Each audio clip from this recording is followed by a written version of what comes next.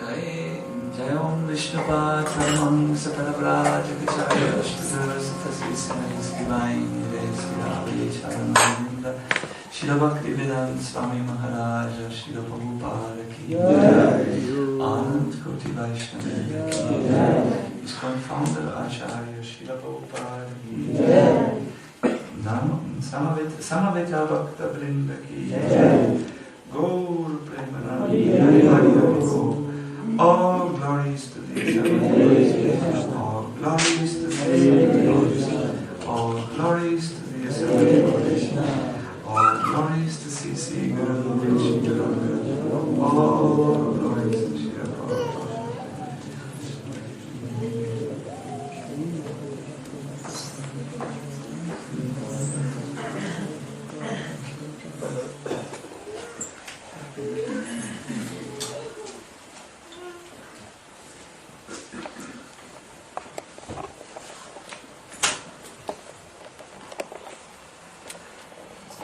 Srila Prabhupada this evening, a little bit each in his own way and with his own mouth and realization.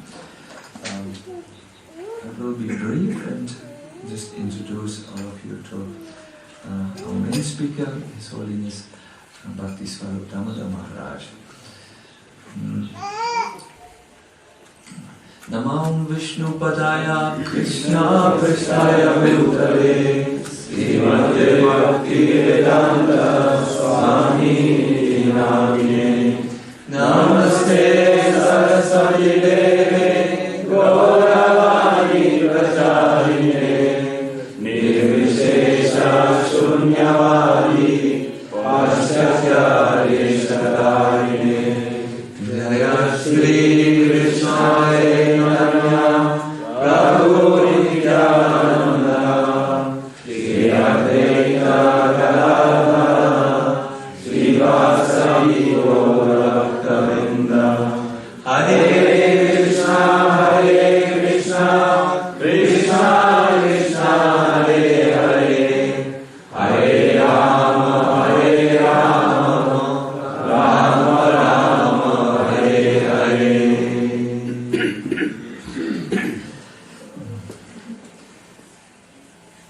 Whenever I, as a relatively young disciple of Srila Prabhupada, remember him, the first vision in my own mind is that here is a soul absolutely surrendered to the Supreme Personality of Godhead. Throughout my life, whenever there are difficult situations and when it is not so easy to find my way, I'm looking or I'm praying a prayer which Srila Prabhupada wrote when he arrived in America. And this prayer, which has been praised by the Vaishnava community all over the world as the prayer of a fully surrendered soul, Srila Prabhupada expresses his helplessness. He says, "My Lord, I do not know why you have brought me here to America, but you must certainly have your purpose." Then he addresses what he observes the Americans are. He says, the populace here is totally overwhelmed by the lower modes of tamas and rajas. How will they like your katha, the talk about you? And then he expresses his great faith. But if they are willing to hear the sound vibration about your glories, will purify them. Then a little later, he expresses that he wishes to become someone who brings this powerful message, this message of purification into the hearts of his audience. He says, "My Lord, please make me dance, make me dance, make me dance as you like." And he signs his prayer at the end, signed the most the insignificant beggar is he, Bhaktivedanta Swami. So this is, when I should speak something about my spiritual master, this is a prayer or a vision which comes to mind. He is a great personality, very dear Mukunda Preshta to Lord Krishna, who has surrendered himself to be his instrument, and who is now being moved by the Supreme Personality of Godhead. This is something which comes very much to my mind when I hear of my own spiritual master. He has the higher connection. He is not an individual who acts on his own, but he is moved and is made to speak by the Supreme Lord. Another thing which you might find a little humorous, and I'm not sure if I can express this before my older brother in good words, is a very personal approach to Srila Prabhupada. I like one particular pastime about Srila Prabhupada very much. A pastime which speaks to my own conditioned nature and my lack of surrender to him. As a disciple at the time of initiation is becoming surrendered to his spiritual master, and there will be challenges to this surrender when his ego wakes up and wants to go also against his spiritual master. It is not always easy for each disciple to control this material tendency which keeps him in the material world. And I'm a very good example of a person who is thinking still of surrendering more and more to Srila Prabhupada. Once Srila Prabhupada made a morning walk in New York in the Central Park. This year I had the opportunity to visit the Central Park and see where this pastime takes place, because I like it very much. So as he was going on the morning walk with his cane and warm cloth, he would spot the little frozen puddles of water which were there. He would go out of his way, take his cane and break the ice in these frozen, ice-covered little, I hope it's a good English word, puddles of water. He would do this a few times. His disciples were noticing it, and obviously they didn't want to ask him about it because it seemed to be so indecent. Why are you breaking the ice? But they, one asked in Chicago, where Srila Prabhupada had been, if Prabhupada on a morning walk displayed some extraordinary behavior. And first, the devotee of Chicago didn't know what to do with the question, but then he answered, yes, I don't know if it's extraordinary, maybe there was a deeper meaning behind it, but Srila Prabhupada went out of his way to break the ice on the puddles of water. Acha, said the New York devotee. He also did it here. So he decided to ask Prabhupada for the reason. Very politely and very humbly, he said, Srila Prabhupada, you have broken the ice on the puddles of water. Some reasons behind this? Prabhupada very firmly answered, it is my duty. This, of course, now was a question. Why is it the duty of a spiritual master to break puddles of ice in New York and Chicago? What is... It was a question in the minds of the devotees. And Srila Prabhupada explained. it is the duty of the spiritual master to help his disciple to overcome his ego. And he gave a very nice explanation. He said, originally the heart is full of love for Krishna. But when we enter the material world, this pristine liquid of love of Krishna becomes adulterated by the foreign atmosphere and becomes changed.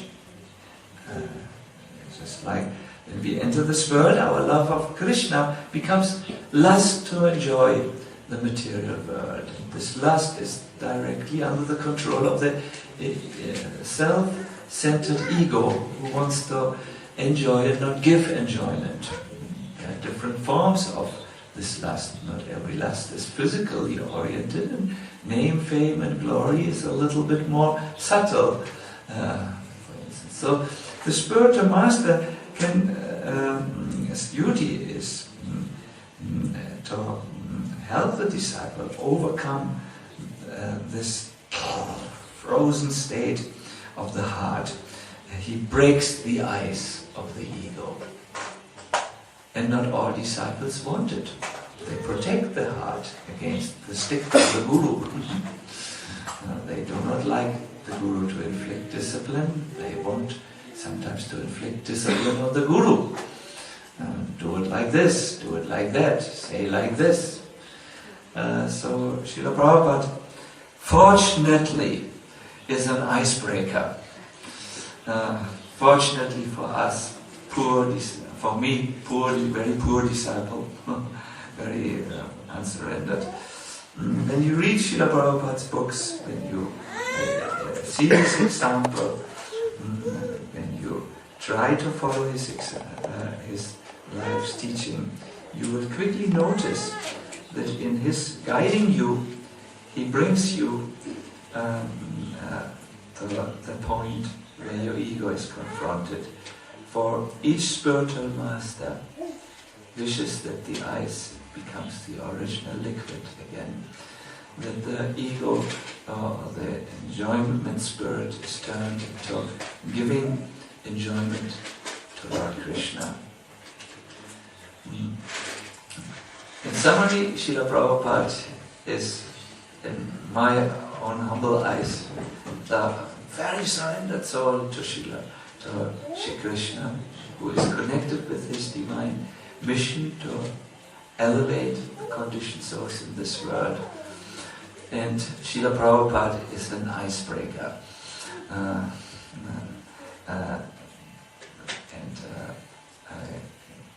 Leads us to surrender to Lord Krishna by his example, which he is so good in. I wanted to read it, but you can all find it with the arrival prayers and by his teachings and guidance. So with this, we wish to turn to our exalted guest, His Holiness Bhakti Swarup Damodar Maharaj, who really, if you read the dialogues which are available, it's printed in German language, Leben kommt von Leben, life comes from life. You know how very dear he is to Srila Prabhupada, and how it is the same personality who walked with Srila Prabhupada on the beach and asked him these very, very important questions. And he is now next to us, he is now before us, and we will now hear with our utmost concentration. Our heart will be filled with surrendering, listening, and I wish that we all hear now very patiently. Srila Prabhupada ki jai, Srila Bhakti Swarup Damodar Maharaj ki jai, Go Premanandi Hare Bol.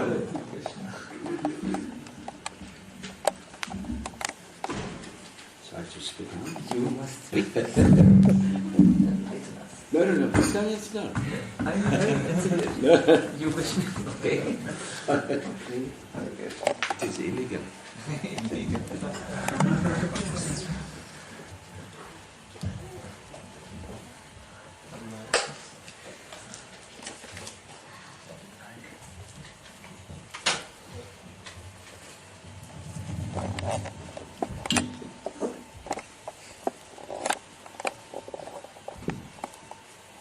ज्ञानतिमिरान्धस्य ज्ञानञ्जनशलाकया चक्षुरुन्मिलितं येन तस्मै श्रीगुरवे नमः।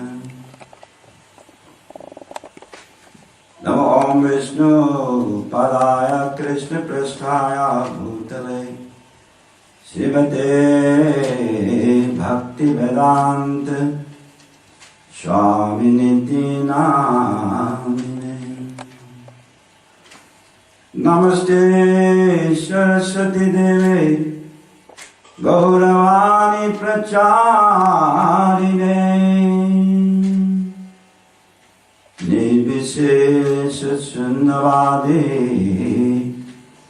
पश्यत देशतारिणे।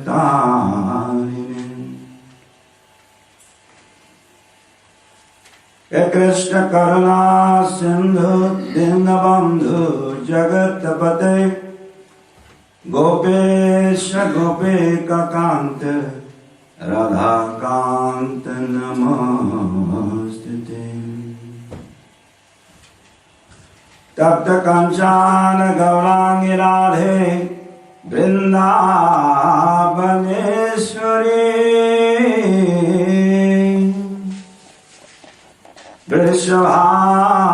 वृषभानुसुते देवी प्रणाम में हरे प्रिय।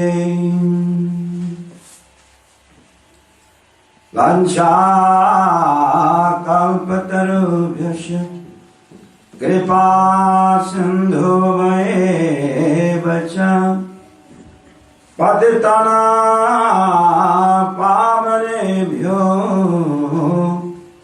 वैष्णवेभ्यो नमो नमः। जय श्री कृष्ण चैतन्य प्रभु नित्यानंद श्री अद्वैत गदाधर श्रीवासदि गौर भक्त वृंद। हरे कृष्ण कृष्ण कृष्ण हरे हरे हरे राम राम राम हरे हरे। जय गुरु महाराज श्री प्रभुपाद की जय। जय जगन्नाथ बलदेव सुभद्रा महारानी की जय। जय श्री श्री गौरी निताई की जय। जय हिज हॉलिनेस सचिनंदन महाराज की जय। भक्त गौर भक्त वैष्णव वृंद की जय। गौर प्रभावंदे हरे Krishna. So it's a very good fortune for me to be here in this beautiful country called Switzerland, and also this Zurich, the beautiful temple here, and also all of the Vaishnavas and the Vaishnavis and Maharaj.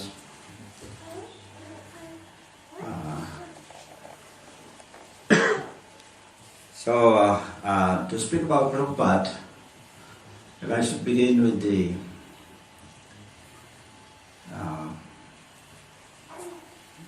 statement that the Prabhupada was sent by Lord Krishna to this world so that he can enlighten all the sincere souls in this planet. So he should be regarded as very fortunate as a part of his mission. So Srimad Bhagavatam says that Nasta Prayasa Rudrashu Nityam Bhagavata Sevam Bhagavati Uttam Sloke Bhakti Bhavati Nastaki. So this is very important. Nasta Prayasa Avadreshu. Avadra means all the inauspicious things in this material life, material world. So you see that every minute, every second is you turn your eyes in all directions to find there's so many unfortunate things happening throughout the world, especially in our modern time, the terrorist activities and uncertainties and people in great anxiety and so so many problems that we are facing every moment. So abhadra, so this the symptom of this material world is abhadra, means full of inauspicious symptoms. But Bhagavad says, all these inauspicious symptoms, nasta praya sarvadreshu nityam bhagavata sevaya. All these inauspicious, all these unwanted symptoms in this material world will be completely destroyed. Nasta praya, nasta means destroyed. But the process is nityam bhagavata sevaya. So nityam means by constantly, eternally serving. Now in this case, it should be the spiritual master. Bhagavat, got two Bhagavatas, the book Bhagavata, the Srimad Bhagavatam, and the person Bhagavata. The person Bhagavata who is speaking this evening is speaking about Sri Prabhupada.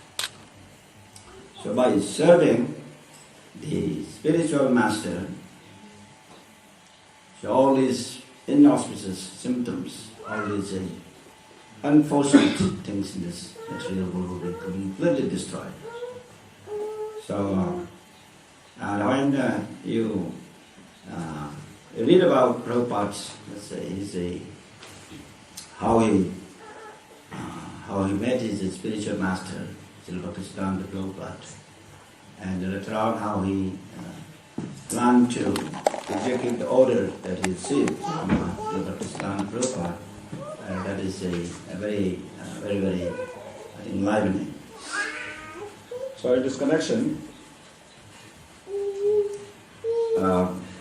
when I was in Bombay, the Mataji Srimati Maharaji is next door to our temple in Juhu. So, fortunately, I used to go to our house. That was it must be in the 80s. Around that time, that day, because she lives next door, and especially when I arranged this conference in 1986, there was Chaitanya Mahaprabhu's 500th anniversary festivity, then I arranged this congress called First World Congress for the Synthesis of Science and Religion. It was held in Bombay. Before that, I used to go to take advice from Mataji and also So, since it is next door, and she also invited us for prasadam, and she prepares wonderful Gujarati preparations, items, and she has a beautiful temple in her house, and she has so many, let's say, Prabhupada's pastimes. So she explains to us. Actually, I used to go myself with one of my assistants generally to our house. And then she narrates about, so Prabhupada was sitting here doing the kirtan and speaking Srimad Bhagavatam for so many days, and she was speaking like this, like that. And so we got this, very fortunate, we got to hear directly from her about what Prabhupada was doing before he was preparing to go to the United States. Then she also asked us, you also do the chant here, because this is why your Guru Maharaj was doing the chanting and the speaking Srimad Bhagavatam and explaining to me and to other people. Mataji Maharaji was speaking like that. And so she told so much about how Prabhupada was so determined in his plan to make that journey to the United States. Although she discouraged him that Swamiji, you are too old, don't go now. What do you do in America? Because you say you're going to go there and don't eat meat and don't drink alcohol and don't smoke, and who will follow? Nobody will follow. So you are too old, nobody will listen to you. Don't go. You are saying like that. But when Prabhupada came again and again and requested her for this for the passage in to get a seat in that in that cargo ship. So ultimately, when she knew that Prabhupada was so determined to execute the order of his spiritual master, Prabhupada Prabhupada. And this is I think I should say that at least to me, this is the most impressive that the cultural, it has a deep cultural meaning as well as the spiritual, that the determination and the commitment that Prabhupada had is incomparable. That hearing all this, not only in the reading, but also hearing from the person that Prabhupada was directly dealing with. As I was very impressed with this principle. And then you read in the Bhagavad Gita commentary in the second chapter, and in different passages of the Bhagavatam, Prabhupada's writing, and Prabhupada says that the life and the soul of the disciple is to actually follow the order of the spiritual master, 100%. So this was Prabhupada's total commitment, and that is a very impressive. So as a part of that in order to execute that, the order of the spiritual master and the commitment and the prayer, just like Maharaj was mentioning about the diary from Prabhupada, that his commitment and his prayer in order to execute the order of the spiritual master is the essence of Bhagavad culture. Because we belong to this parampara that the Brahma, Madhva, Gaudiya Sampradaya, the culture of this Sampradaya is the Bhakti culture, is this Bhagavad Seva. Nityam Bhagavad Sevaya. So eternally, Nityam is not just for 1 year, 10 years lifetime, but this is eternally. Nityam Bhagavad Sevaya. And the Prabhupada represents that.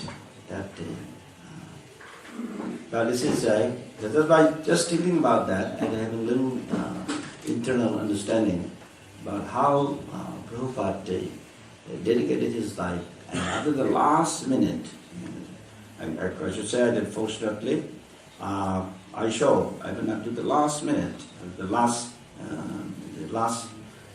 in his pastime here in this world.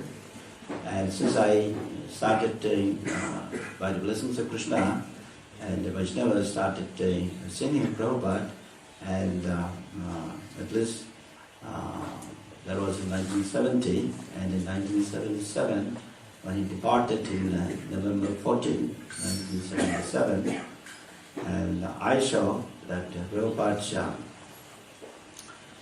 is a great commitment and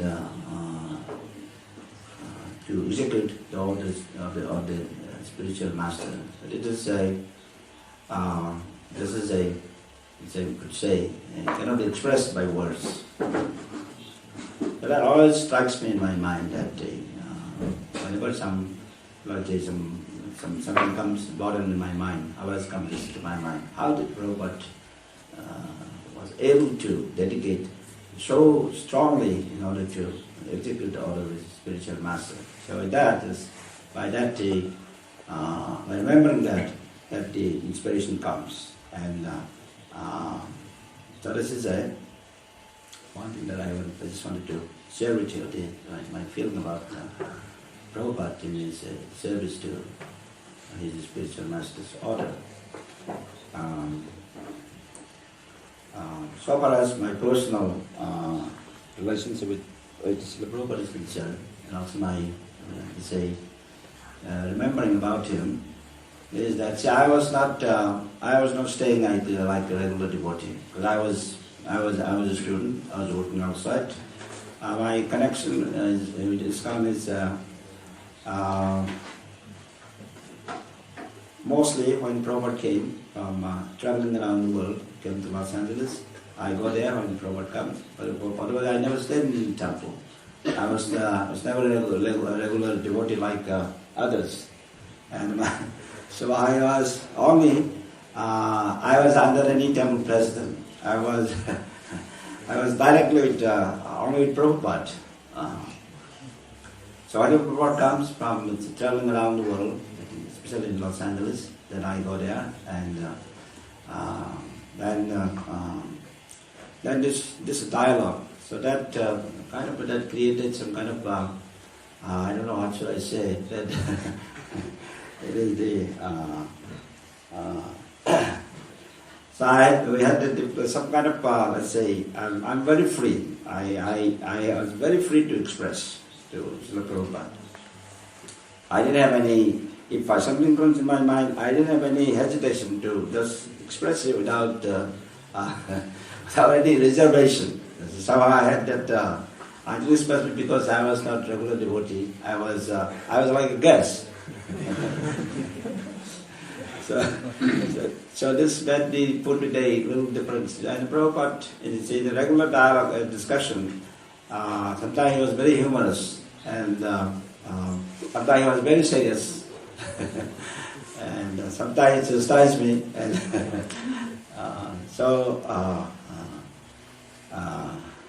these are some of the things that many of the things that Prabhupada stated in our dialogue. And now if I call it, it will be sometimes it will be very difficult to express. But one thing that when I was in Vrindavan, that was when I was one of his assistants in his last days in Vrindavan. So the one night, that was just about a few days before his departure. So because my duty was to attend this Prabhupada from 9 o'clock in the night up to about 3 o'clock in the morning. So we had five persons. We were with 24 hours. Let's say. So my slot was from 9 p.m. up to 3 o'clock in the morning. So this was to attend the Prabhupada. At that time, Prabhupada was lying on bed, and then he wants to turn his side to the bed. We have to help him. And sometimes Prabhupada says, cover me with his cloth, and so like that, so you have to help him. And my slot is 9 to 12, but Prabhupada usually is awake at around midnight. At midnight, then he speaks. But he spoke at a time, mostly in Bengali. And because my Bengali, at least I know a little, some Bengali, but I was not 100% knowing, but I should say around 80 to 90%. I can understand. But mostly at the time, Prabhupada was speaking Bengali language. And he remembered that he was remembering calling our morning walks and morning walk conversations. And Prabhupada, he was saying that, so I took you to all these morning walks just because I wanted to train you in Krishna consciousness. And so then Prabhupada said, are you convinced? Are you convinced that Krishna, Lord Krishna is the Supreme Godhead, the personality of Godhead? Are you convinced? This was just before a few days before his departure. So I wasn't sure how to answer. But then I was remaining a little silent. And then I said, Prabhupada, only by your mercy. That if I can understand anything, it's only by your mercy. But he was very serious in the sense that he wanted to make sure that his disciples are fully committed to continue to carry that the teachings that he left, and he was extremely, he says, very concerned about his disciples. And what I learned from there is that therefore the disciples somehow or other can stick to the teachings of the spiritual master and try to follow the instructions given by the spiritual master, and that is the strength that will carry the disciple, the person, the devotee, forward in the journey of devotional life. And also he was very concerned about the well-being of even the physical well-being of his followers. So whenever I went to see him, and he said after some absence, Prabhupada's first question will be, how is your health? I also used to ask Prabhupada, how is your health? When he comes, when I see him first time, Prabhupada says, you're looking weak or looking very good this time. I was really expressing. But his first question will be, how is your health? And so one time, in the morning walk, in Los Angeles, it was in the winter time, and it was a little cold in walking the beach, and I just went to it with my the shirt and without any chadar, and so Prabhupada got very upset. Why do you come like that? To make us cold and suffer. And then one of the devotees, he had chadar as a sweater, so he was immediately giving me one sweater. Then Prabhupada was happy. So he was very concerned about the well-being, not only spiritual well-being, also physical well-being of his students. And so in this way, I was very impressed with Prabhupada's his dealing with his disciples and also of the guests that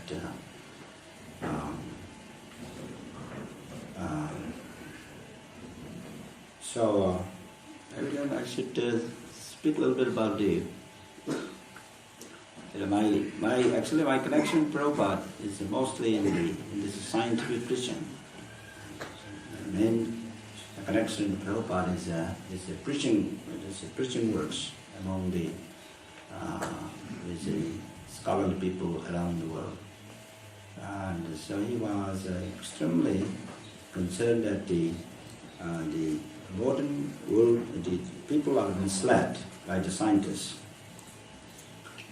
So his concern was that if the scientists are given some basic philosophical background of Krishna consciousness, if they can change, we can change their heart, at least to some degree, and it will do tremendous good for humanity. But he wrote me one letter, Prabhupada wrote me a letter saying that if I can convince one scientist in my lifetime, he said, one scientist, then your life is, your birth, your coming here in this world is completely successful.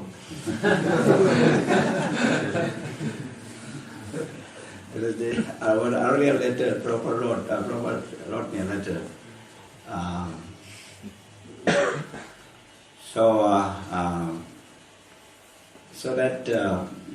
But somehow I was working till 1976. I was thinking of how to join Prabhupada full time because I was working. So after finishing my PhD at California, then I worked at Emory University for some time. So my plan was, when will the time come that I can join Prabhupada? And I couldn't do it earlier because I had some obligations in other family matters and others. Although I had a very intense desire to join him, to follow him. Then when I was in Atlanta, in Georgia, that was from 74 to 76, I was working at Emory University. So after that, I decided that day, now the time has come that day, I should join Prabhupada full time. But what happened was that at that time, in 76, so just before that, I applied for this immigrant visa in the United States. And when you apply the immigrant visa, then at the time, if I leave the country, then I will lose that my application. So Prabhupada called me in 1976 that I should come to the GBC meeting in 1976. Because we're going to discuss about science preaching and GBC meeting and also about Bhaktivedanta Institute formation. So this letter came, and then at the same time I was already applying this immigration visa. So that I wrote to Prabhupada that now if I leave this country, and if I come for this GBC meeting, then I will lose this application. Then Prabhupada wrote me saying that, well, if you have that problem, maybe we, at least wait for some time and let's see what your immigration visa would be, when it comes. Maybe at the time we'll discuss, or maybe even if you don't come to the GBC meeting this year, then it could be all right. So I didn't go to the meeting. Later on, late 1976, this immigration visa came. That immigration was. And I sent a letter to Prabhupada. Now, Prabhupada, my immigration visa is okay. So how should I proceed? Prabhupada sent me a letter of congratulations for getting immigration visa.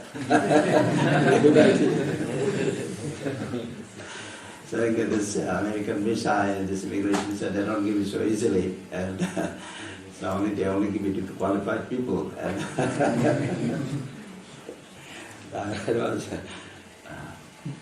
so after that, I decided that maybe I should give up my job now. The time has come. I contemplate that I have some family obligation.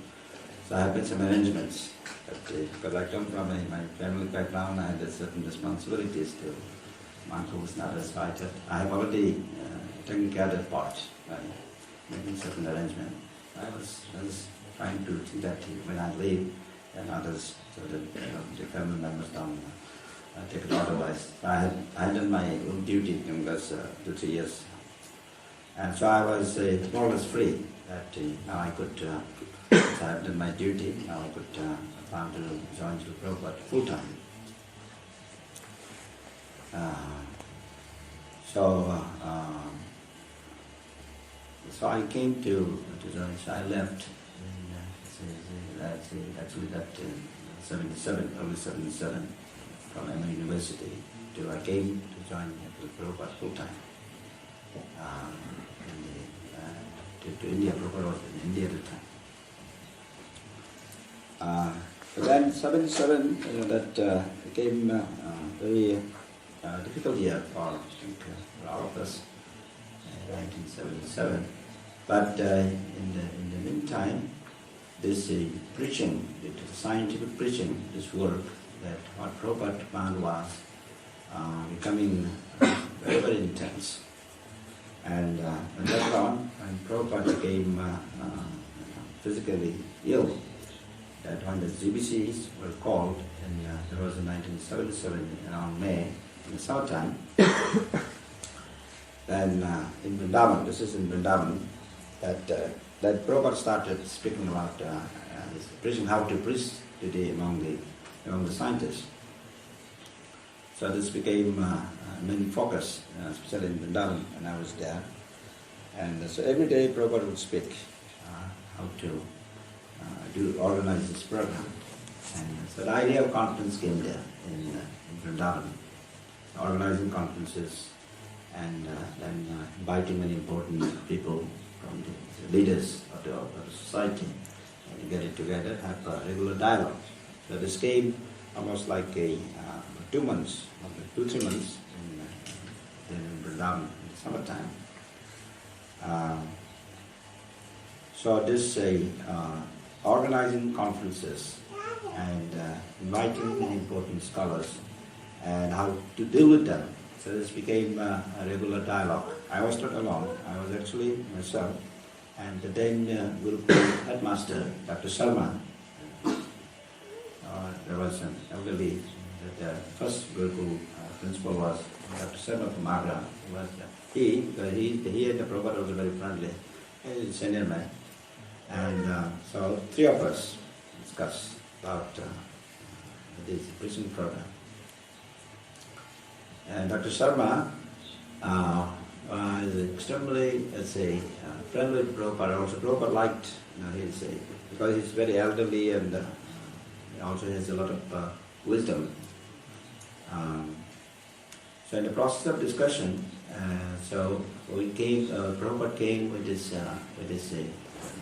plan that we should hold these together in these conferences, scholarly conferences throughout the world. So that became the very focus, at least with me in my service.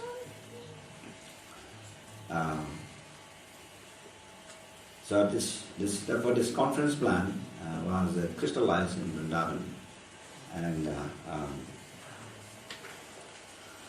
so then we're preparing some books some is called the monographs, that what's life, what is matter, and that some about 3 monographs we were preparing at that time. And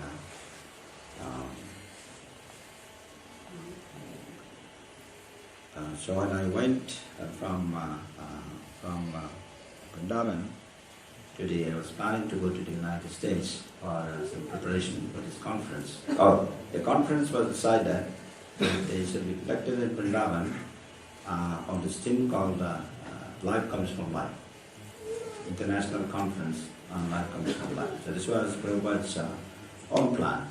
I had suggested one different topic, saying that we could call this as a Bhaktivedanta conference. But Prabhupada said, no, if you say Bhaktivedanta conference, then people may not take it very seriously. So call it as life comes from life.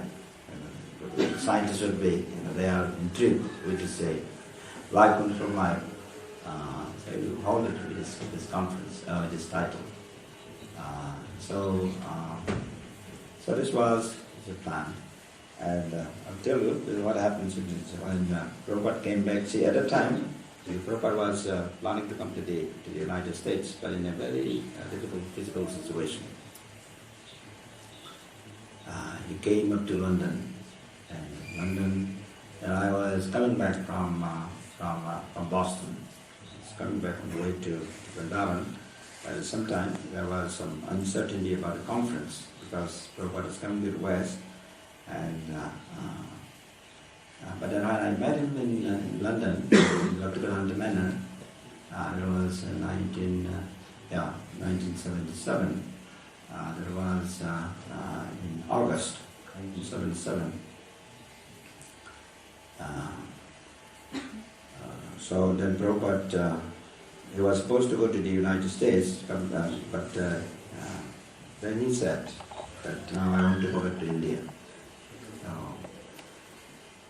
So Prabhupada returned from the manor, from Bhaktivedanta Manor, from London to Bombay.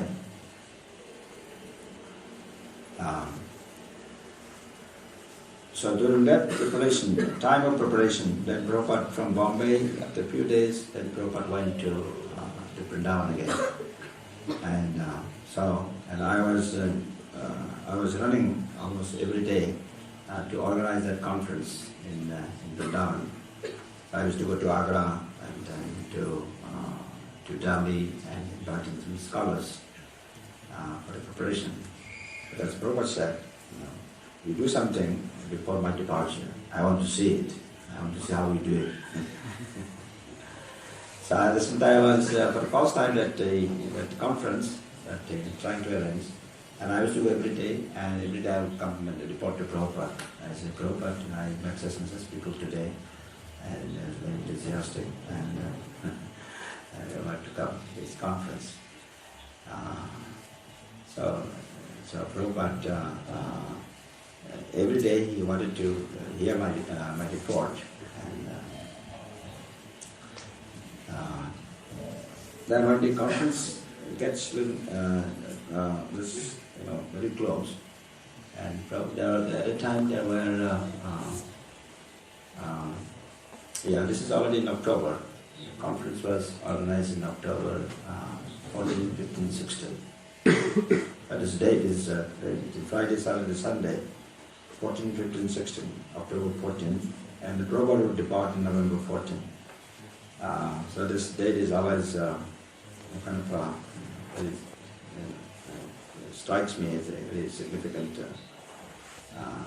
time scale. Then Prabhupada asked many of the senior devotees there in Vrindavan. He called them and said, please make sure that when the scholars come, they are received properly and given a nice place to stay. And the prasadam, always going to be a menu, conference menu, and so what are the items, and who are the volunteers, and I'm going to serve them as a details Prabhupada was planning in this conference plan. And he was instructing many of the senior devotees at the time. I said, please help this conference, please help us help down there, because this conference is very important. And so everybody was preparing. And so when the date of conference came, then Prabhupada was calling me saying that I want to go to your conference, but you see, because of this physical situation, I cannot go there physically. But then there was a bust in his room. You take this bust, and you keep there on the table, and put it down, and that's right, this is as good as I'm there. So carry on with the conference. And so then every hour Prabhupada would call me in his room, and how is the conference going? How is it going? Who's speaking what? And he was very, very enthusiastic. Then at the end of after the conference, and the conference closed, then he wanted all the devotees who were speaking. At the time we had five of us, I think, Madhava, and Saraputta, and Gyanadas, and Brahmatrita, and so they're all scientists. And so we have five. All five are, and they were all dressed in civil dress in Vrindavan, in the conference. Because Prabhupada said you should dress, you should have this tie. So we're all dressed like that. And so at the end of the conference, Prabhupada called us, and what Prabhupada, when we went to Prabhupada's room, Tamal Krishna Maharaj was the secretary, and since we all, Tamal Krishna Maharaj said, Prabhupada, all our scientists are just like scientists. They are dressed suit and tie, and they are all here. And so we wanted to sit this near Prabhupada, near the bed. And Prabhupada said, no, you should sit on the chairs. So bring the chairs.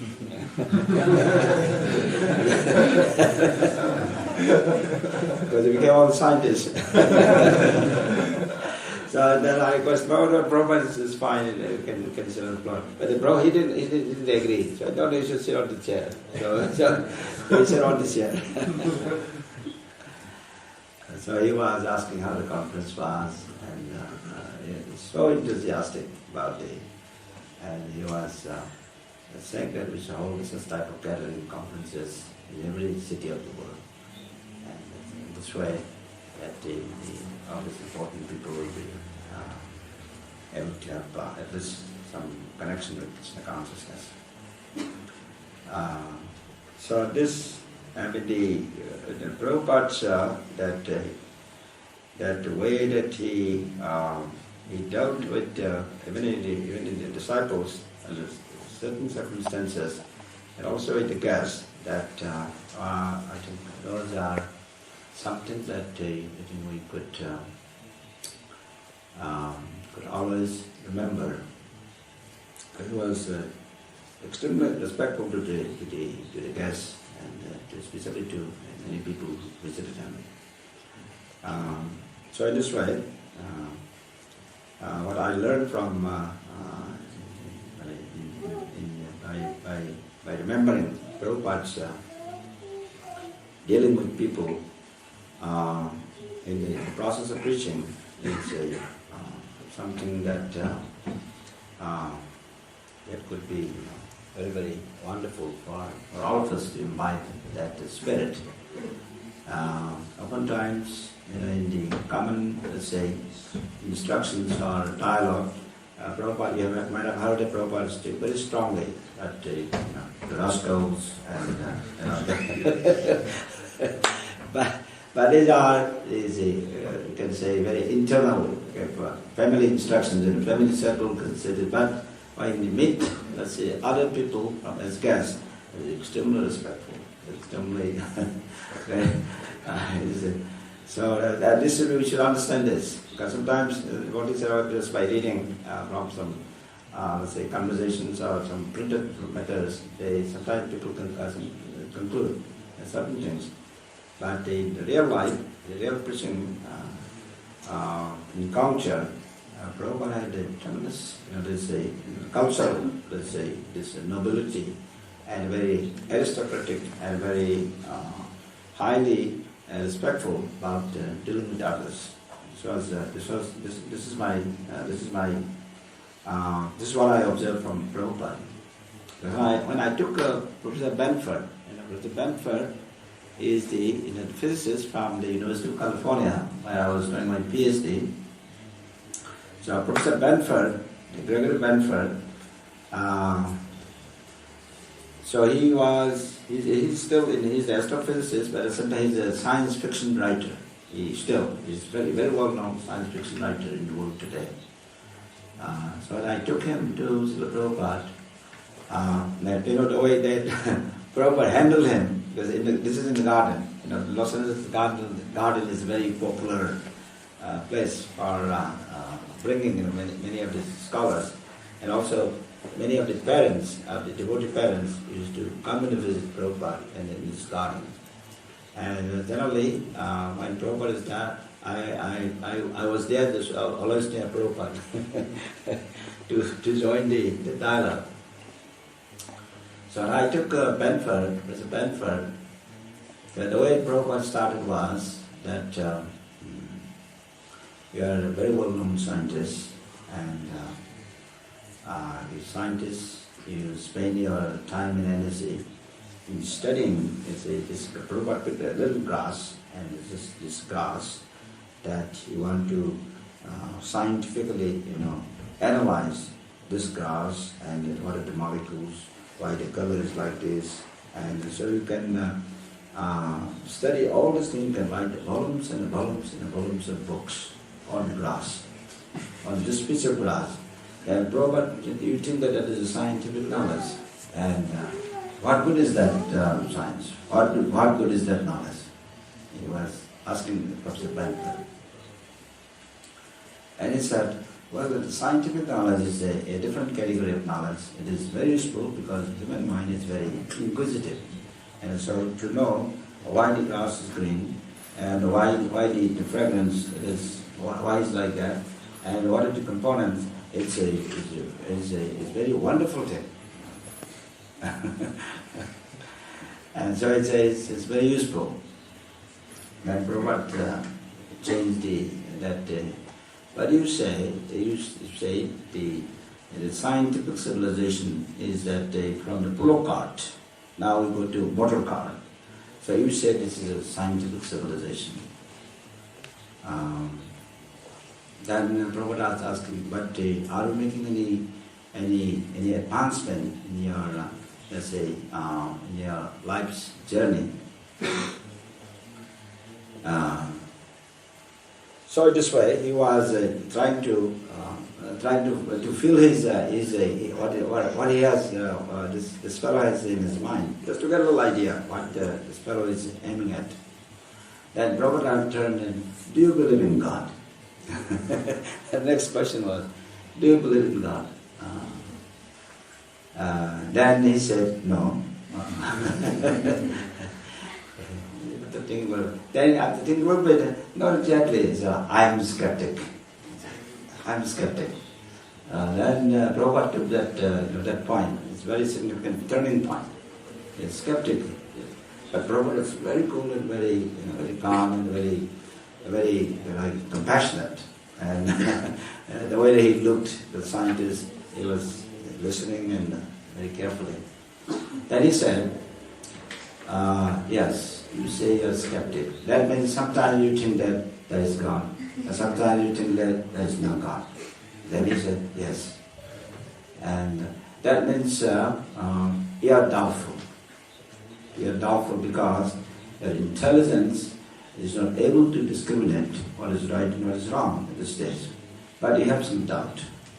So Prabhupada said, this is a good sign. We have to be doubtful. So then conversation went on that maybe still in the science of self-realization, that conversation is there. With Professor Benford. So Professor Benford, he has a tremendous respect for him. I just got a letter from him just a few days ago. So he came here. Because he just wrote me saying that his wife passed away, and then because I still have contact. And he also came for Prabhupada Centennial Conference in Calcutta. He spoke of Prabhupada, and please remember he also written something about Prabhupada in the science fiction. In his science fiction.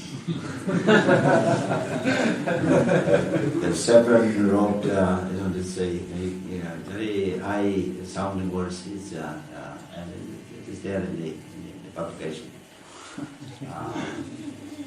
But what I wanted to convey, the principle is that in dealing with especially people in the field of preaching, I think the style of showing respect, great respect, whether the other person is atheistic or theistic. So I think this is very important, that especially in dealing with guests, when the guest visit the temple, and in our preaching fronts. Personally, I feel that this is the process how to deal with guests and how to present Krishna consciousness among all classes of people with respect, with feeling, and then trying to see what the person has in his mind, and trying to know a little bit about him, and try to explain in terms of Krishna consciousness. And then what happened with Benford was, when after speaking like that, then the Sunday Arati is already coming, and so Prabhupada wanted to go in his room. It's after sitting in the garden. So that was actually a Sunday. It was also the marriage day. Prabhupada brothers got married that day. And what happened was just before entering into the room, one devotee brought this huge plate of Prabhupada's oval set, that plate, and all these preparations, these beautiful preparations, and huge prasadam for Prabhupada. So the devotee was offering for the Prabhupada. And so what Prabhupada did, he took the whole plate and gave it to Benford. This is for you. this prasadam is for you. And he was amazed because he didn't know what's happening there. See, the beauty there is that Prabhupada, the guest, he was guest, he was just a regular scientist, and it's coming for the first time. And but just to please him and to also show the culture, the cultural part. So he was completely. This Professor Benford was looking this way, that way. So what happened was that that day the preparation, one of the preparations is this eggplant, this brinjal that they call eggplant. So that the preparation was there, and Professor Benford had a special liking for that. So he took a lot of this time in the preparations, and Prabhupada went. And also then he wanted to experience the kirtan, the arati is going on inside the temple. So Benta said, so let me see what's going on there.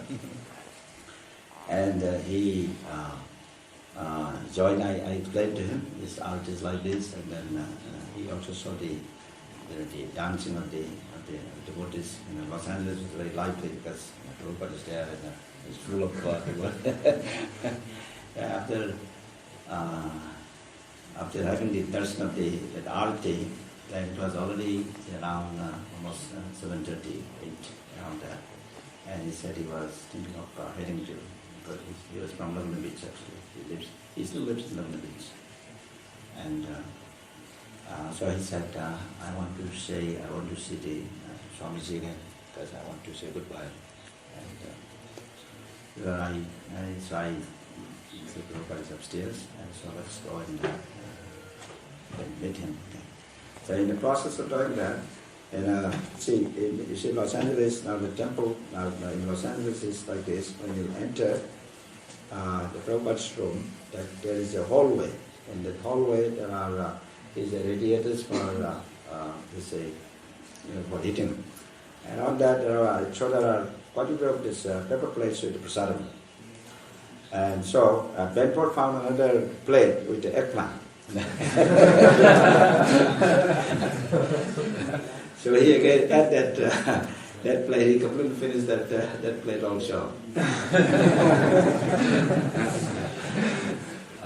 So after that, there is also a washroom there, and then we went upstairs.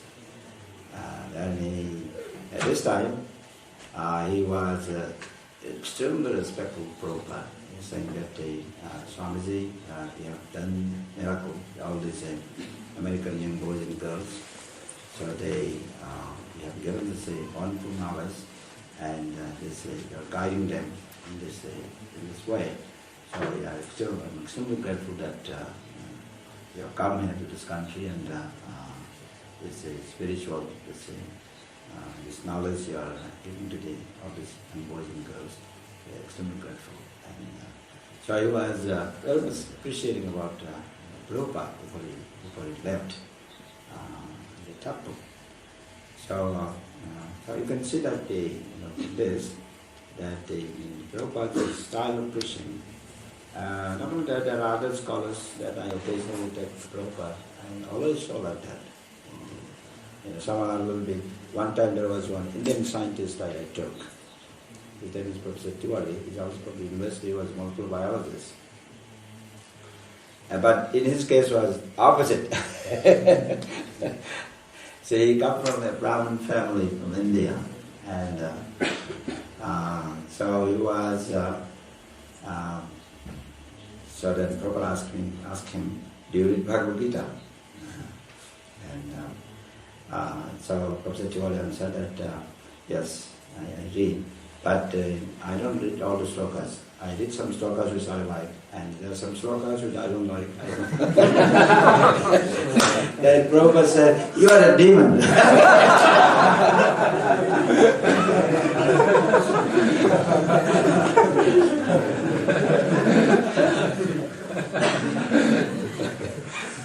I took Professor Tiwari, then he was, but of course, since he come from India, so he has some culture of that, so he took it as a blessing from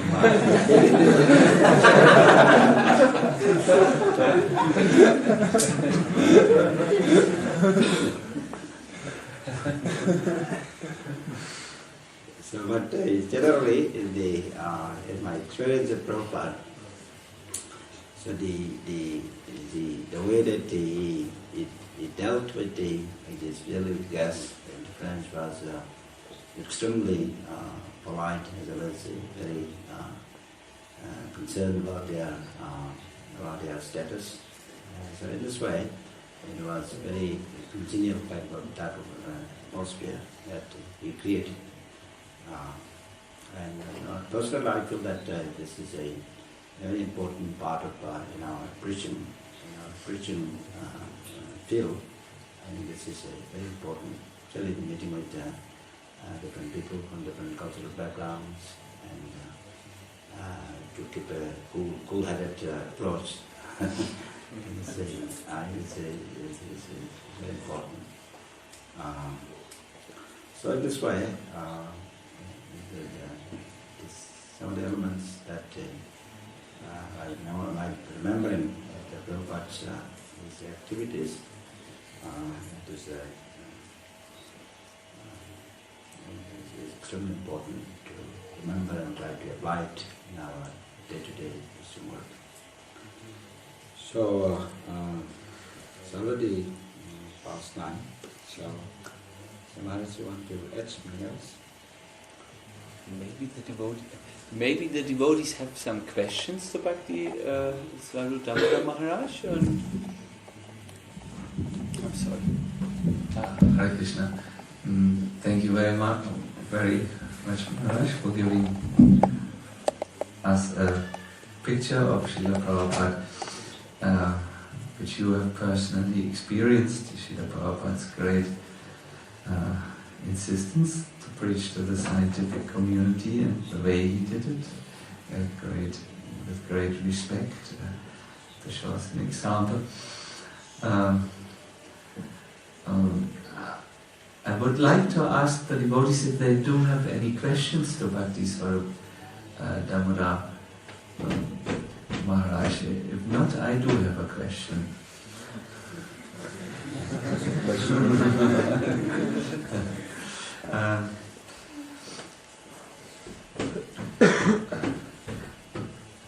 Maharaj, when you were coming to Srila Prabhupada and had this unique and also very personal exchange with Srila Prabhupada,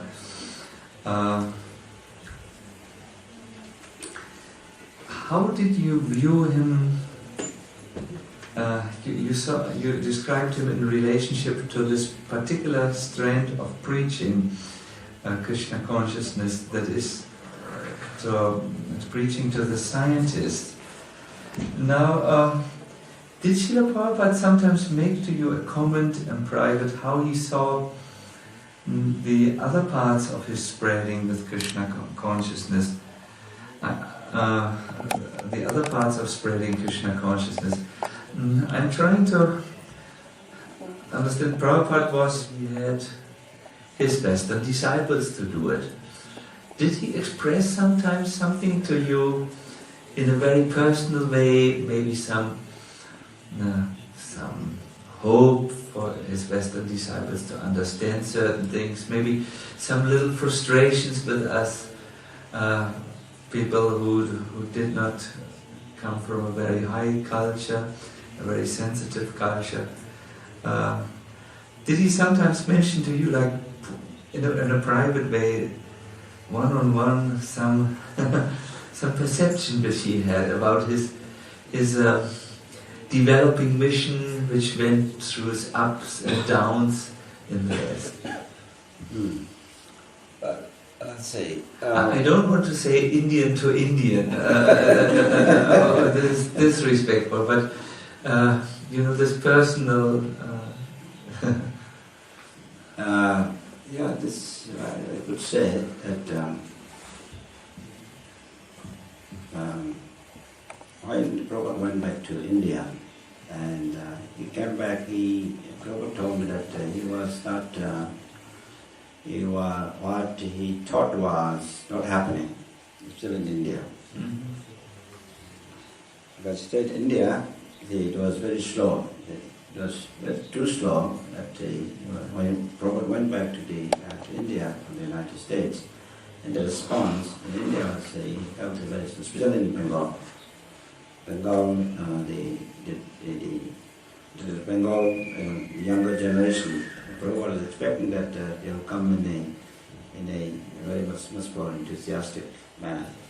But Prabhupada was a little disappointed that it didn't happen in the earlier part of the mission. So he expressed this when Prabhupada returned to the United States. But so far as what is it, internal some expression for Prabhupada, in general, I would say that he had a tremendous hope that in the West, that the Western, let's say, Vaishnavas and the Vaishnavis taking extremely seriously. I think this was, the greatest hope that Prabhupada felt that this will do the job of spreading Krishna consciousness worldwide. I think this was quite vivid when, one time there was a vast Puja celebration of Bhaktisiddhanta Prabhupada in Los Angeles. So it must be either 1972 or 73. So at the time, Prabhupada, with tears in his eyes, and he was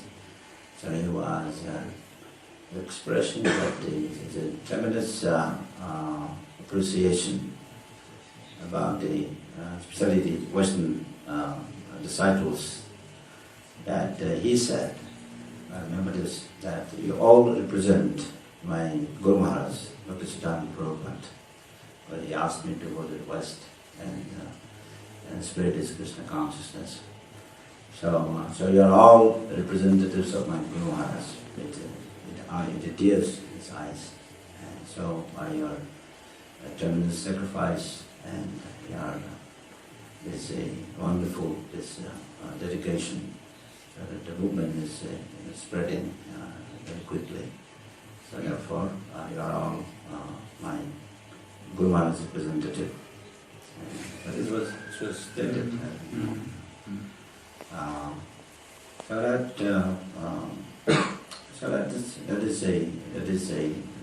So Prabhupada was very happy that so he had a tremendous hope that so I think there was I should say a wonderful thing that and let's see, what else you asked?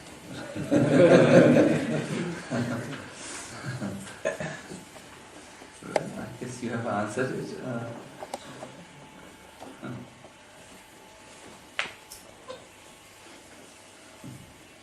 So anybody has any question?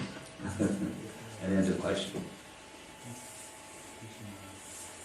You mentioned in California when you were studying that you were only going, your motivation was to see Prabhupada, and you weren't really regularly. I was not regular You weren't a devotee. full-time devotee. So full-time together with Prabhupada, or did Prabhupada actively encourage your studies, or somehow express an interest that you study? Yeah, Prabhupada, one time, in the middle of my PhD, I requested Prabhupada that Prabhupada is very difficult for me to continue going to the Mangalarati and trying to study this is not very easy for me. So I'm losing my interest in my studies. So I want, can I stop this?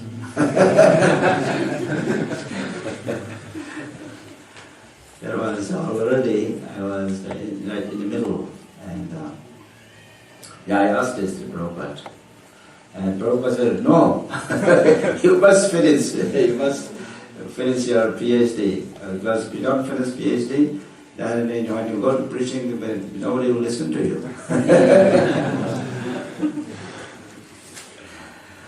So, that was kind of, I was thinking like that day, because staying there at the university and doing all the studies and trying to go on into devotional life was quite it was difficult. And then when Prabhupada said that, and also my professor, Professor Taft, is a very well-known physical chemist. Taft, he comes from a very noble family, because Anubis in the family in the past was the president of the United States, and Taft is a very famous scientist. And his name is in the textbooks for Taft's equation in chemistry. If you study, some higher parts of chemistry, then his name is his equation. You have to study the structure, reactivity relationship. And so since he is a very prominent scientist, he doesn't come to the department all the time. He visits once a week or once in 2 weeks, or something. He never comes. And I was only his graduate student. So I had full freedom, and so I could go, and I also be absent for many days because he doesn't come. As a student. So that had brought, I think, many advantages and disadvantages. Advantages was that I was able to be with Prabhupada all the time at the time. And the disadvantage was that I didn't have anything to prepare for my thesis. Because I was a zero, because so I knew that if I continue like this, I will never get a degree. And then when Prabhupada said I must get it, then one summer I worked real hard. That one summer, that day and night I was staying in the lab. I sleep in the lab, and then I go for a little prasadam to Laguna Beach temple. I just drive there for about half an hour and take a little prasad, and then come back, and I spend day and night in the lab for the summer, 3 months. And in 3 months, by Prabhupada's blessings, and I got all the results, so that was enough for my thesis. And so Prabhupada was very happy when I had that, and he said, you could work, and if you want to have a family, you can have a family, and then you try to help Krishna consciousness. That was the earlier plan, and later on, it changed.